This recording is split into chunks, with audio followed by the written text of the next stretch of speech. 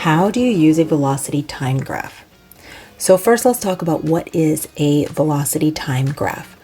We should notice that the x-axis represents a unit of time, in this case, seconds. It's right down there. And the y-axis represents units of velocity, in this case, meters per second. So on this graph, we can show how the velocity of something changes over time with a line like this. For the purposes of this video, we are only going to be talking about velocity that goes in the same direction. So we'll only be dealing with positive values of velocity. And in this case, we can use the terms speed and velocity interchangeably. So first, let's look at what information we can get from just looking at the graph before we calculate anything. Let's say this line represents the speed or velocity of a car driving down the road. Here we can answer a few questions regarding what speed the car is traveling at any given time.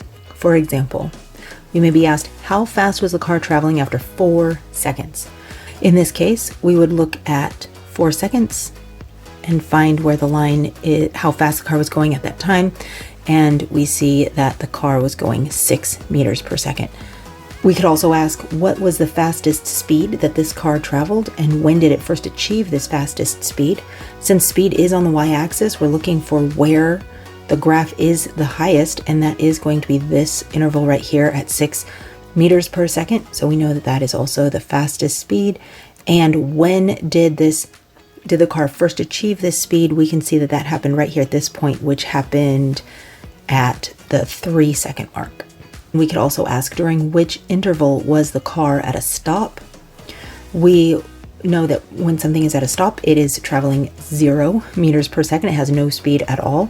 And so we find where y equals 0, and that is this section right here. And that would be for the section between 7 seconds and 9 seconds. There are also questions we can answer as far as interpreting what is happening based on the shape of the line. We know, for example, that constant speeds are represented by flat or horizontal lines. Imagine what happens to the speedometer of a car when you put it on cruise control. For example, if you were here at 3 seconds, you reached 6 meters per second, and you put it on cruise control until here, you would stay at that constant speed, staying at 6 meters per second.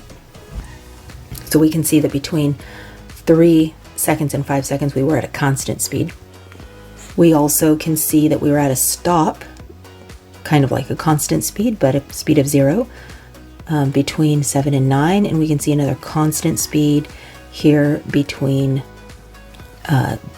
11 and 15 seconds. We also can see when the line goes up that the speed is increasing. For example, at the very beginning here, we're increasing in speed from 3 meters per second up to 6 meters per second. Since our increase in speed is happening, we're going to call that acceleration. We also can see another example of acceleration between seconds 9 and 11. And then finally, we have an example of the speed decreasing. And for the speed, when it's decreasing, we call that deceleration, and that is happening here when the line goes down. So we have a deceleration between seconds 5 and 7. Besides just looking at the graph, we can also use some calculations to find out even more.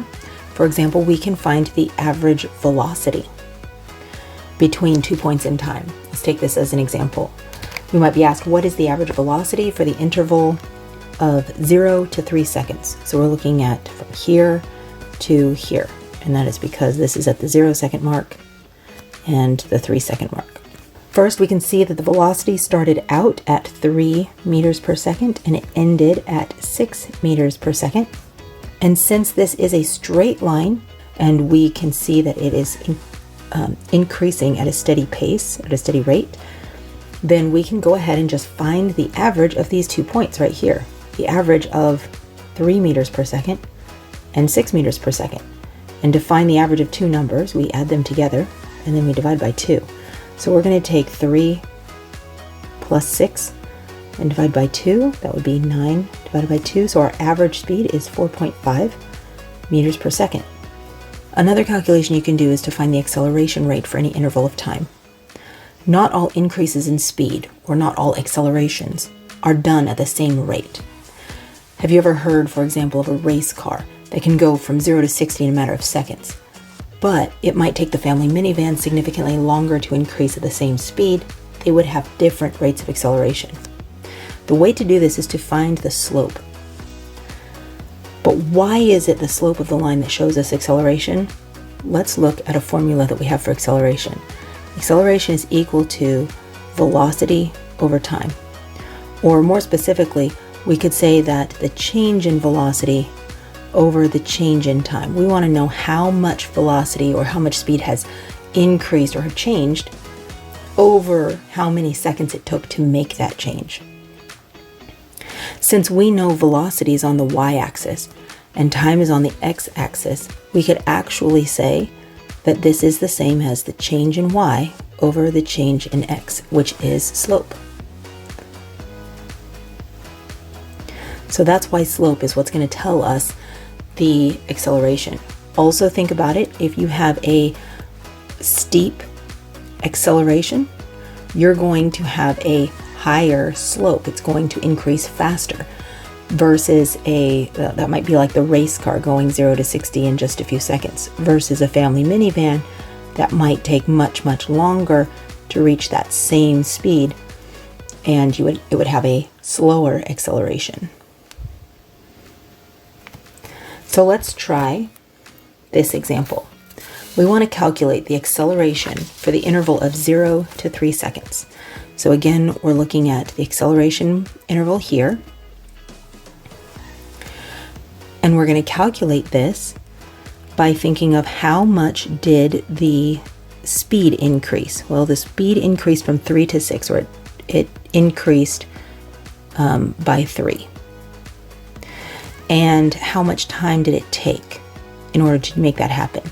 That's going to be, again, from 0 seconds to 3 seconds is 3. So we actually have an acceleration rate of 1 meter per second. Or you could even call this 1 meters per second squared, is how acceleration is often written. Now we might also notice that acceleration doesn't always have to be positive, just like slopes don't have to be positive. In fact, we're going to look at the acceleration for the intervals of 5 to 7 seconds.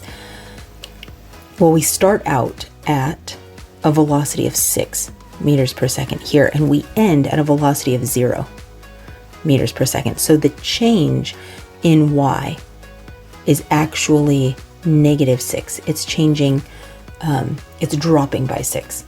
And the change in x, how long did it take to do that? We're going to go from 5 to 7 seconds, and so the change in x is 2. We could write that out as the change in y is 0 minus 6, it's -6. The change in x, 7 minus 5. The ending time minus the starting time is 2.